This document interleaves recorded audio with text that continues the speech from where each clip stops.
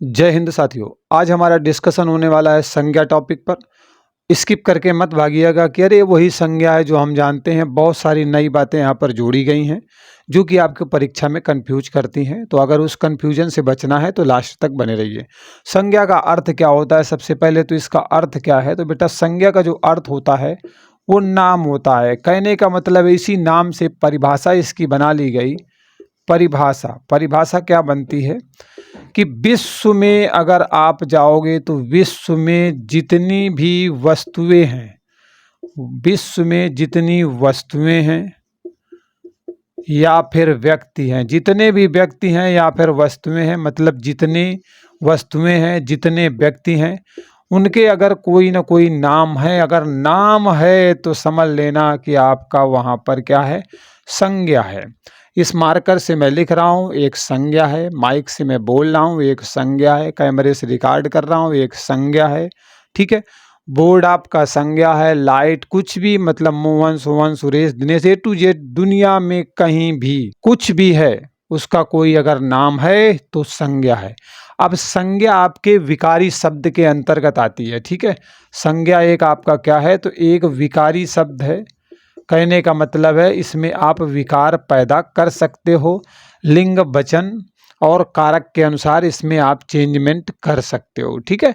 तो बस ये मैं कहना चाह रहा था आपको। इसके अंतर्गत व्यक्तिवाचक संज्ञाएं भी आती हैं, भाववाचक भी आती हैं, ठीक है, द्रव्यवाचक भी आती हैं। तो जो भी आती हैं अभी सब आपको एक एक करके पता चलेगा। कहने का मतलब है कि किसी वस्तु की बात करो, प्राणी की बात करो, स्थान की बात करो, भाव की बात करो, इन सब को हम नाम के नाम से जानते हैं और ये सब के सब नाम आपके क्या हो सकती हैं, संज्ञाएं हो सकती हैं। ठीक है। चलिए अब हम संज्ञा के भेद पर बात कर लेते हैं। ठीक है बच्चों, तो अब यहाँ पर हम लिखते हैं संज्ञा के भेद। संज्ञा के भेद। तो संज्ञा के आपके जो है दो भेद निकल करके आते हैं। एक तो आपका होता है मुख्य भेद, मुख्य भेद, और दूसरा है आपका कुल भेद। ठीक है, कुल भेद। मतलब दो स्थितियां हैं। अगर आपसे मुख्य भेद पूछेगा तो आपको 3 आंसर करना है, और अगर कुल भेद पूछेगा तो आपका आंसर क्या होने वाला है, 5 रहना चाहिए। ठीक है। चलिए ये बात समझ में आ गई। मुख्य में से कौन कौन से हैं? पहला तो आपका व्यक्तिवाचक है, व्यक्तिवाचक संज्ञा है, ये फर्स्ट नंबर की हो गई। दूसरे नंबर में बेटा आपकी जातिवाचक है, जातिवाचक संज्ञा है। ठीक है। और जातिवाचक संज्ञा के अंतर्गत आपको समूहवाचक भी मिलेगा, और प्लस इसमें आपको द्रव्यवाचक भी शामिल मिलेगी। ठीक है, द्रव्यवाचक संज्ञा, ये सब के सब इसी में शामिल है। और तीसरे नंबर वाली है बेटा भाववाचक संज्ञा। ठीक है, तीसरी क्या है, भाववाचक संज्ञा। ठीक है। तो ये तो 3 हो गई मुख्य में। मुख्य भेद बात करोगे तो 3 है, यहाँ पर मैंने लिख दिया है। अब अगर बात करेंगे कुल भेद में, तो कुल भेद में क्या होता है, ये समूह अलग हो जाएगी। तो समूह अगर अलग हो जाएगी तो 4 बन जाएगी, द्रव्य अलग हो जाएगी तो 5 बन जाएगी, यही पूरी 5 हो जाएंगी। मैं लिख देता हूँ, मतलब व्यक्ति तो रहने वाला है। ठीक है, पहला आपका क्या रहने वाला है, व्यक्तिवाचक तो रहने वाला है। ठीक है। दूसरा आपका क्या है, जातिवाचक यहाँ दिया गया, जातिवाचक यहाँ पे रहेगा, जातिवाचक हो गया। ठीक है, जातिवाचक संज्ञा हो गई। इसके बाद तीसरे नंबर वाले में इसी जाति के अंतर्गत समूह आती है, तो आप समूह को ले लीजिए। ठीक है, समूहवाचक हो गई। इसके बाद चौथे नंबर में इसी में आपके द्रव्य भी शामिल है, तो द्रव्यवाचक भी अलग हो गई, द्रव्यवाचक संज्ञा हो गई। ठीक है। और 5वें नंबर में यहाँ पे जो तीसरी वाली थी वो अपना 5वें में चली गई। क्रम से लेने की वजह से मैंने ऐसा ले लिया है। ठीक है, आप साथ में ले सकते हो, भाववाचक संज्ञा। तो इस तरीके से आप देख सकते हो। कहने का मतलब है संज्ञा के मुख्य भेद आपको 3 मिलेंगे, व्यक्ति, जाति और भाव। और जाति के अंतर्गत समूह और द्रव्यवाचक आएंगे, इसीलिए मुख्य में 3 हो जाते हैं। कुल में से अलग अलग कर देंगे तो व्यक्ति, जाति, समूह, द्रव्य और भाव हो जाएगा। अब एक एक करके इनका विस्तार से अध्ययन कर लेते हैं कि किस तरीके के एग्जाम्पल दिए गए होंगे, तो उनका आंसर आप कैसे कर पाओगे, कैसे उत्तर छांट पाओगे, और कैसे व्यक्तिवाचक को जातिवाचक में बदल पाओगे, जातिवाचक को व्यक्तिवाचक में बदल पाओगे। ये सारी बातें मैं आपको सिखा देता हूँ। ठीक है, जिससे कि अगर इस टॉपिक से प्रश्न बाई चांस आ जाए तो फिर आप जो है गड़बड़ी ना करें, उसे बिल्कुल सही करके आएँ। ठीक है, चलो तो बढ़ते हैं। सबसे पहले हम बात करते हैं किस पर, व्यक्तिवाचक संज्ञा पर। ठीक है, तो चलिए शुरू करते हैं। तो सबसे पहले हम बात करेंगे व्यक्तिवाचक संज्ञा की। व्यक्तिवाचक संज्ञा, ठीक है, व्यक्तिवाचक संज्ञा, व्यक्तिवाचक संज्ञा। नामी है व्यक्तिवाचक संज्ञा। व्यक्ति मतलब इसमें आपको किसी वस्तु या व्यक्ति, व्यक्तिवाचक संज्ञा में किसी वस्तु अथवा व्यक्ति का बोध होता है, ठीक है, व्यक्ति का बोध होता है। मतलब इस संज्ञा में आपको किसी वस्तु या व्यक्ति का बोध होता हुआ नजर आएगा। जैसे मैं मान लीजिए लिख देता हूँ संध्या, ठीक है, मैंने लिखा संध्या, ऐसे लिखोगे क्या? जब ये बिंदी लगा दी है तो ये जरूरत ना की तो है नहीं, ठीक है, या अगर इसे ना लगाए होते तो यहाँ पे लगा देते, ठीक है, दोनों स्थितियाँ हैं, लेकिन वैसे शुद्ध यही वाला होता है आपका, ठीक है, संध्या, ये वाला, ये नहीं होता, ठीक है। तो संध्या हो गया आपका, किसी का नाम है, काशी, द्वारिका, मध्य प्रदेश, हरियाणा, कुछ भी A to Z, मतलब किसी एक व्यक्ति के बारे में बताएं। किसी का नाम होगा, मान लीजिए मैंने कहा मोहन है, आपका नाम ले लीजिए, मेरा नाम ले लीजिए, ठीक है, सत्येंद्र उमराव ले सकते हैं आप, ठीक है। तो कोई को भी ले सकते हैं, किसी का भी नाम ले सकते हैं, किसी राज्य का नाम ले सकते हैं, किसी शहर का नाम ले सकते हैं, किसी कस्बे का नाम ले सकते हैं, जो किसी एक का बोध करवाता हुआ नजर आएगा, तो वो व्यक्तिवाचक होगा। गंगा नदी भी आपकी इसी में आ जाएगी, ठीक है, मतलब जो किसी एक का बोध कराएंगे, एक वस्तु का, एक व्यक्ति का बोध कराएंगे, तो समझ लीजिएगा वहां पर आपको व्यक्तिवाचक जो है संज्ञा देखने को मिलेगी। चलिए ये क्लियर हो गया। अब दूसरा है आपका जातिवाचक संज्ञा। नामी है जातिवाचक, मतलब ये पूरे जो है जाति को बताने का काम करेगी, ठीक है, बचाने का नहीं, बताने का काम करेगी। ओके, जातिवाचक में नाम है, जाति मतलब ये क्या है, एक पूरी जाति को बताएगी, किसी व्यक्ति या वस्तु की समस्त जाति का बोध कराएगी। मतलब किसी अगर व्यक्ति की बात करोगे या फिर किसी वस्तु की बात करोगे तो इसकी समस्त जाति का बोध कराएगी, ठीक है, समस्त जाति का बोध कराएगी, ठीक, समस्त जाति का बोध आपको जो है किस संज्ञा में देखने को मिलेगा, तो ये बेटा आपको मिलेगा जातिवाचक संज्ञा में, मतलब पूरी जाति के बारे में बताएगी। मान लीजिए मैंने ले लिया पर्वत, ठीक है, पर्वत क्या है, इसमें आपके छोटे पर्वत आएंगे, बड़े आएंगे, ये आपके पर्वत जाति हो गई। किसी एक पर्वत का नाम नहीं लिखा है, अगर एक का नाम लिख देगा तो वो व्यक्तिवाचक में चला जाएगा, और नाम तो दिया नहीं उसने, इसलिए ये आपका क्या है, पर्वत, ये आपके जातिवाचक है। इसमें कोई भी पर्वत को आप शामिल कर लो। मैंने पर्वत बोला मतलब किसी प्रकार का भी हो सकता है, ऊंचा, बहुत छोटा, बहुत चौड़ा, इस तरीके का कुछ भी, ठीक है।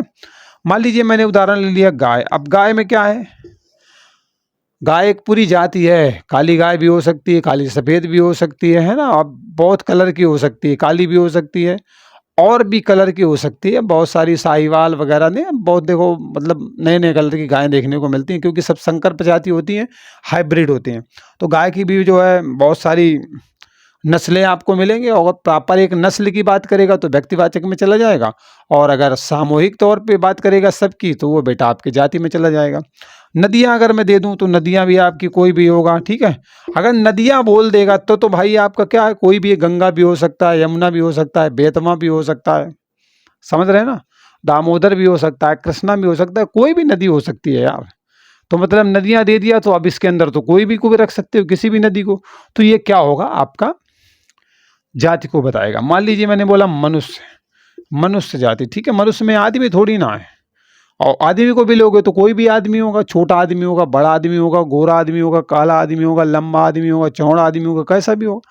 तो अगर लोगे वैसे आदमी होगा, औरतें होंगे, बच्चे होंगे, सब इसी मनुष्य जाति में आएंगे, आएंगे कि नहीं आएंगे। तो ये पूरी जाति को बताने का काम करेगा, तो वो आपका जातिवाचक संज्ञा की कैटेगरी में आ जाएगा, ठीक है। चलिए अब हम बात कर लेते हैं बेटा समूहवाचक संज्ञा की। तो जैसा कि नामी है उसका समूह, तो ये आपके समूह को बताने का काम करते हैं, ठीक है, एक समूह के बारे में बताने का काम करेंगे। तो चलिए मिटा देते हैं और इसे भी समझ लेते हैं अच्छे से।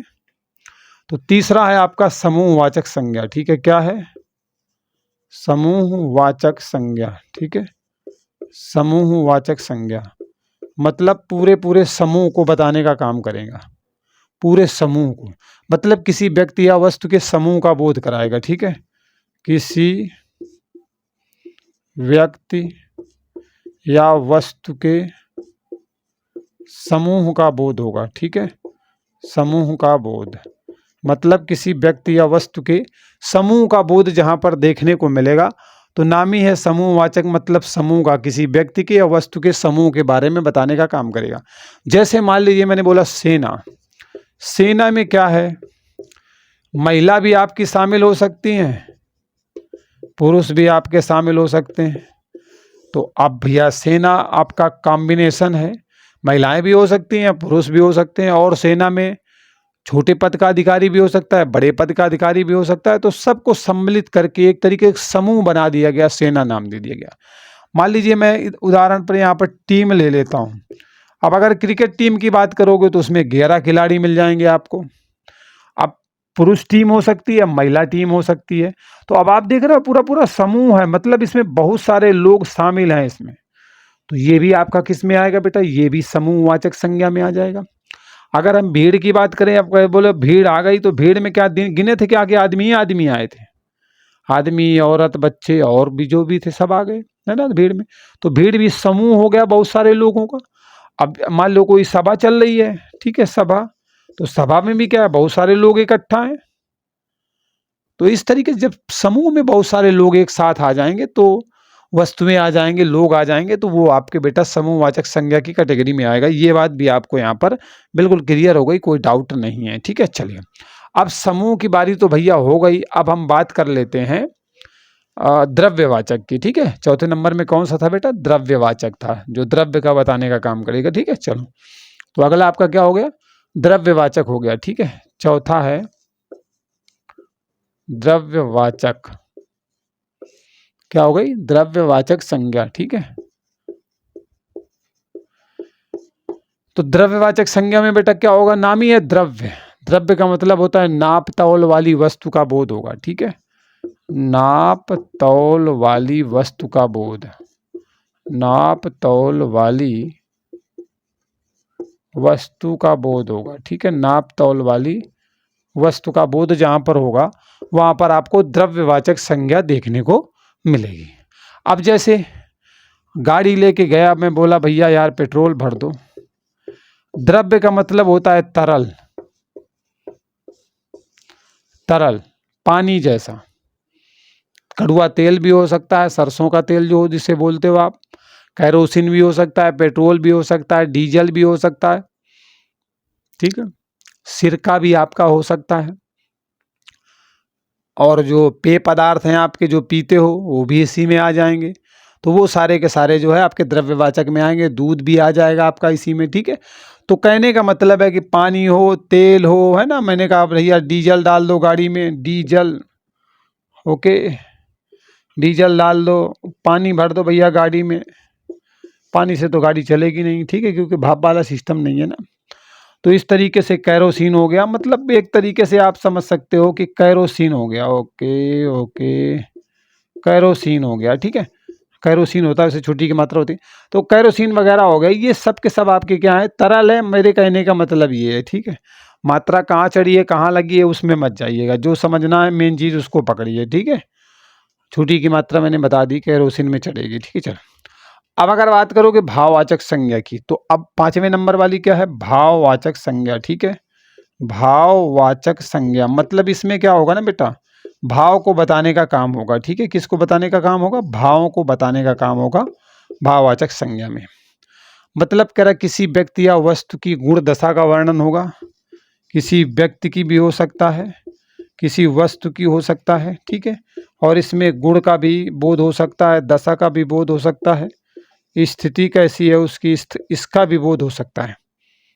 बात हमारी समझ रहे हैं, अवस्था है, स्वभाव है ना, स्वभाव वगैरह आदि का भी बोध आपको देखने को मिल सकता है।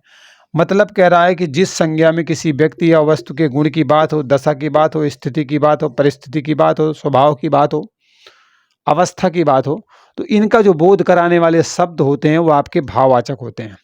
जैसे दया, दया एक भाव है, दया एक भाव है। किसी व्यक्ति को देखा आपने कष्ट में, तो आपने उसकी हेल्प कर दी, मदद कर दी, तो एक दया हो गई, किसी तरीके से कर दी। क्रोध आ गया, इसे क्या है आप पकड़ के नाप तोल नहीं कर सकते। ठीक है, तो अब क्या हो गया, मान लीजिए मैंने बोला क्रोध आ गया भाई, ठीक है, क्रोध। तो क्रोध क्या है, एक भाव है, भाव है।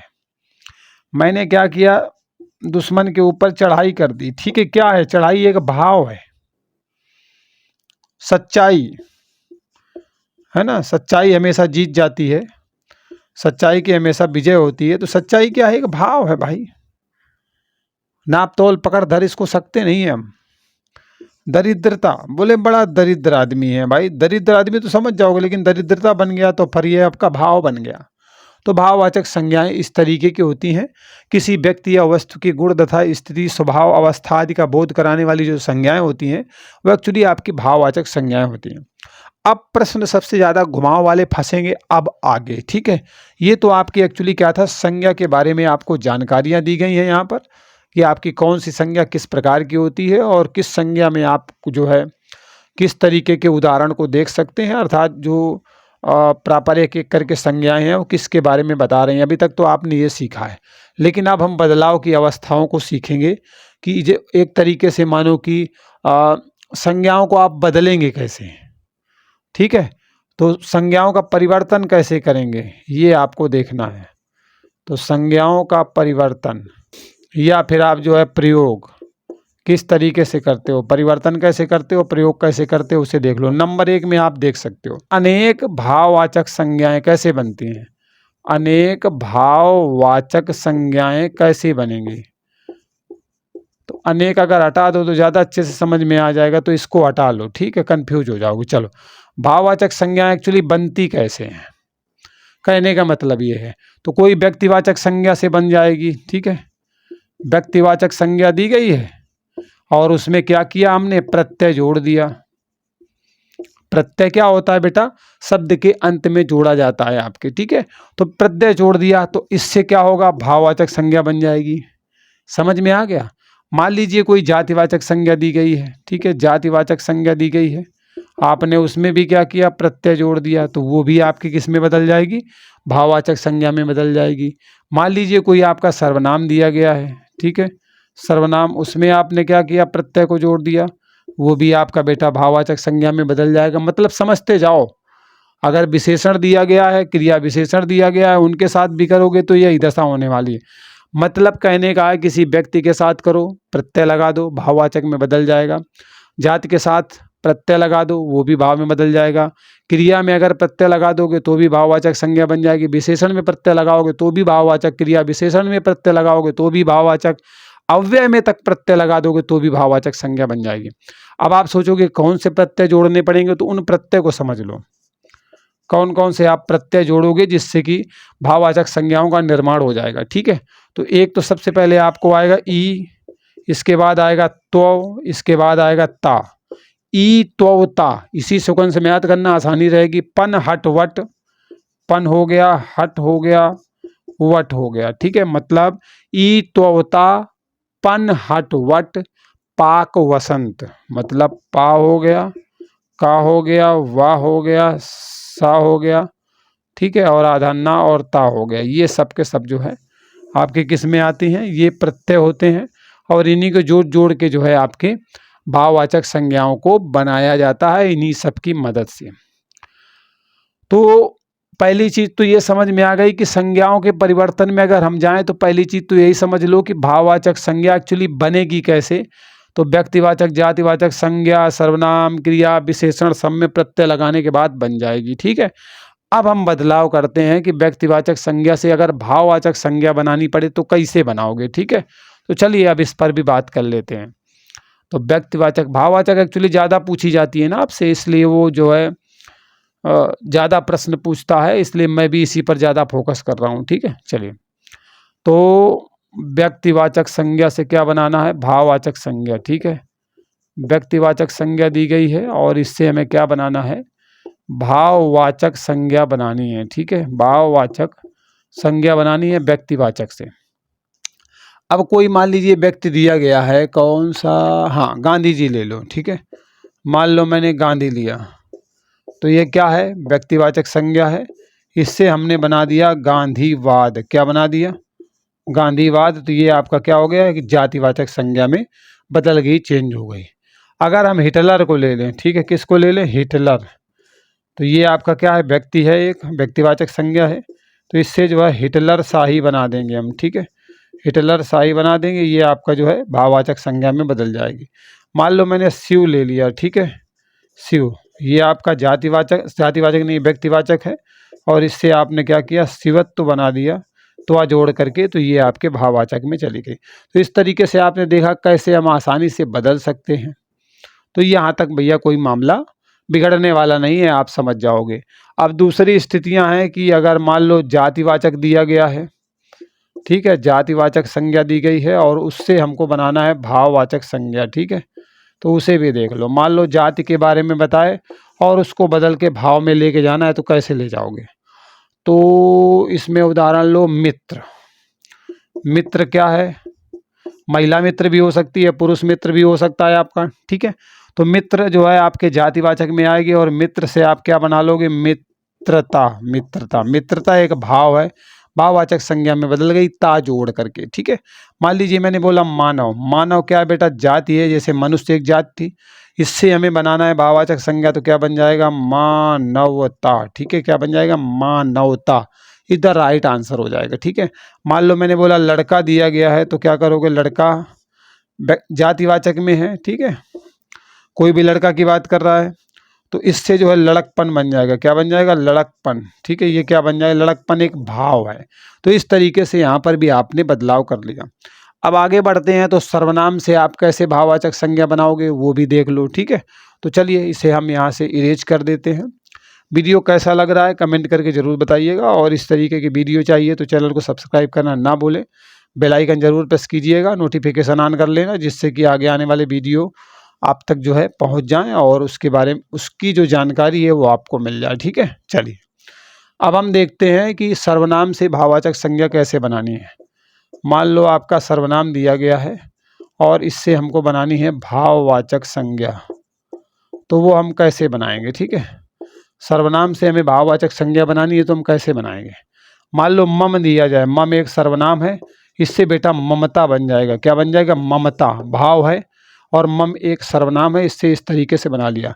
मान लीजिए मैंने बोला अपना दे दिया, ठीक है, अपना, अपना से आपने क्या बना लिया, अपनापन बना लिया, ठीक है, अपनापन क्या है, भाव है, एक भाववाचक संज्ञा यहाँ पर बन करके तैयार हो गई। अब मान लीजिए अहम दिया गया है, अहम, अहम से आपने क्या किया, अहंकार, अहंकार बन जाएगा, ये आपका क्या है, भाववाचक संज्ञा में आ जाएगी, ठीक है। इतनी बातें आपको समझ में आ गई। चलिए सर्वनाम से भी समझ गए, अब क्रिया से भाववाचक संज्ञा बना लेते हैं। तो ऐसा करते हैं, इनको लिखा रहने देते हैं, बार बार लिखने की ज़रूरत नहीं है, इसको रिप्लेस कर लेते हैं, ठीक है। तो अब बात आती है क्रिया की, ठीक है। तो क्रिया से कैसे भाववाचक संज्ञा बना लोगे। मान लो कि क्रिया आपके सामने बहना दे दे, बहना, भाई वाली बहना नहीं, पानी वाला बहना, बहना से आपका बहाव बन जाएगा, बहाव एक क्या है, भाव है, तो बहना एक क्या है, क्रिया, इससे भाववाचक संज्ञा बहाव बन जाएगा आपका, ठीक है। सजाना दिया गया है आपका, सजाना, सजाना, सजाना से आपका क्या बन जाएगा, सजावट बन जाएगा, ठीक है, क्या बन जाएगा, सजावट बन जाएगा। इसी तरीके से लिखना अगर दिया गया हो आपका, ठीक है, क्या दिया गया हो, लिखना, तो लिखना से बेटा आपका लिखावट बन जाएगा, क्या बन जाएगा, लिखावट, लिखना से आपका लिखावट बन जाएगा, लिखावट एक भाव है, ठीक है। इसी तरीके से आप समझ सकते हो। मान लीजिए हमें विशेषण से भाववाचक संज्ञा बनानी है, तो चलो यहाँ पर आपका विशेषण दिया गया है और विशेषण से आप क्या कर रहे हो, भाववाचक संज्ञा बनाने की कोशिश करोगे। तो कैसे करोगे और सफलता कैसे मिलेगी, देखो विशेषण आपका दिया गया है, मान लो भोला भैया दिया गया है, ठीक है, तो भोला दिया गया है, इससे आप विशेषण बनाओगे तो क्या बन जाएगा, भोलापन बन जाएगा, ठीक है, क्या बन जाएगा, भोलापन बन जाएगा। फटाफट बनाते हुए चल रहे हैं। मान लो विनम्र दे दिया जाए, तो इससे क्या बनेगा, विनम्र एक विशेषण है, ठीक है, तो विनम्रता बन जाएगा, क्या बन जाएगा, विनम्रता, ठीक है, विनम्रता बन जाएगा। ये आपकी भाववाचक संज्ञा होगी। अगर सरल की बात करें, सरल एक विशेषण है, तो इससे आपको जो है सरलता एक भाववाचक संज्ञा देखने को मिल जाएगी। तो ये बात भी यहाँ पर भैया क्लियर हो गई। अब अव्यय से अगर भाववाचक संज्ञा बनानी पड़े तो कैसे बनाओगे, ठीक है। दूर एक अव्यय है और इससे आप दूरी नामक भाववाचक संज्ञा बना सकते हो, ठीक है। चलो अव्यय से भी बता देता हूँ, क्योंकि एक्चुअली मैंने बताया था ना कि किस तरीके से बनेंगे, तो उनको तो सीखना पड़ेगा भाई। अव्यय से भी बन रही थी, संज्ञा से भी, सर्वनाम से, है ना, क्रिया से, क्रिया विशेषण से, तो वो देखना पड़ेगा। अव्यय की बात कर लें, ठीक है। अव्यय, अव्यय से भाववाचक संज्ञा कैसे बनेगी देखो। मान लीजिए मैं दूर की बात करूं, दूर एक अव्यय है, तो दूर से बेटा आपका दूरी जो है क्या बन जाएगा, भाववाचक संज्ञा यहाँ पर बन जाएगी, ठीक है। मान लीजिए मैंने बोला क्या हो जाएगा, मीठा, क्या है, मीठा, मीठा से आपका जो है मिठास बन जाएगी, क्या बन जाएगा, मिठास, एक भाववाचक संज्ञा आपकी जो है बन करके बड़ी आसानी से तैयार हो जाएगी। और अगर मैं भला बोल दूं, हाँ तो ठीक है, भला बोल दूं तो भला से आपकी जो है भलाई भाववाचक संज्ञा जो है बन करके तैयार हो जाएगी। तो इस तरीके से अव्यय से भी आप बना सकते। हाँ, तो अब मैंने आपको बताया कि जो बेटा भाववाचक संज्ञाएं होती है ना, उनका अक्सर तो बहुवचन नहीं बनता है, लेकिन मान लीजिए आपको बहुवचन बनाना ही पड़ जाए, तब आप क्या करोगे, तो वो जो भाववाचक संज्ञा है अगर उसका बहुवचन बना दोगे तो फिर वो जातिवाचक संज्ञा में चली जाएगी। इतनी सी बात समझ लो। कहने का मतलब है कि जो भाववाचक संज्ञा है, ठीक है, भाववाचक संज्ञा, इसका बहुवचन नहीं होता। बस ऐसा नहीं होता कि हमेशा नहीं होता है, ठीक है, अक्सर, अक्सर जो है बहुवचन नहीं होता है, लेकिन अगर बहुवचन बनाना पड़ जाए, बहुवचन बनाना पड़ जाए तो जो भाववाचक संज्ञा है वो जातिवाचक की तरीके जो है व्यवहार करने लगेगी। जातिवाचक संज्ञा की तरीके मतलब जातिवाचक संज्ञा में बदल जाएगी। सीधे से कहने का मतलब ये है कि भाववाचक संज्ञा को अगर बहुवचन में प्रयोग कर लोगे तो वो किस तरीके की हो जाएगी, वो जातिवाचक हो जाएगी। जैसे विशेषता मैं लिखता हूँ, ठीक है, विशेषता, विशेषता क्या है, एक भाव है, मतलब यहाँ पर आपको भाववाचक संज्ञा देखने को मिले। इसका मैंने क्या किया, बहुवचन बना लिया, ठीक है, बहुवचन, तो क्या बन गया, विशेषताएं बन गया, विशेषताएं, ठीक है। तो विशेषताएं यहाँ पर क्या है, जातिवाचक में बदल गया, जातिवाचक संज्ञा में बदल गया। विशेषताएं क्या है, जाति के बारे में बताने का काम कर रहा है, ठीक है। कभी कभी क्या होता है बेटा, जातिवाचक संज्ञा का प्रयोग व्यक्तिवाचक संज्ञा के रूप में भी किया जाता है, ठीक है। कभी कभी जो है ऐसी स्थितियां आ जाती हैं कि जातिवाचक संज्ञा आपकी व्यक्तिवाचक संज्ञा की तरीके प्रयोग हो जाती है। अब देखो कैसे, ये कहोगे ये कौन सा चमत्कार है। तो अगला पॉइंट है कि कभी कभी मेरे दिल में ख्याल आया, ठीक है। तो कभी कभी क्या होता है कि जातिवाचक संज्ञा व्यक्तिवाचक संज्ञा की तरीके प्रयोग की जा सकती है, ठीक है। तो जातिवाचक संज्ञा को हम व्यक्तिवाचक संज्ञा की तरीके प्रयोग कर सकते हैं, ठीक है, व्यक्तिवाचक संज्ञा की तरह प्रयोग कर सकते हैं। कभी कभी हम क्या करेंगे, जातिवाचक संज्ञा को व्यक्तिवाचक संज्ञा की तरीके प्रयोग में ला सकते हैं कभी कभी। जैसे मैंने बोला बापू, कहा मैंने, क्या बोला मैंने, बापू, बापू क्या है, जातिवाचक है, लेकिन जैसे मैंने बापू कहा तो आपके दिमाग में महात्मा गांधी का बोध हो गया। उन्हीं को बोलते हो ना बापू, महात्मा गांधी। और महात्मा गांधी क्या है, व्यक्तिवाचक संज्ञा है। मतलब कहा मैंने बापू, लेकिन आपके दिमाग में इमेज बनी महात्मा गांधी की।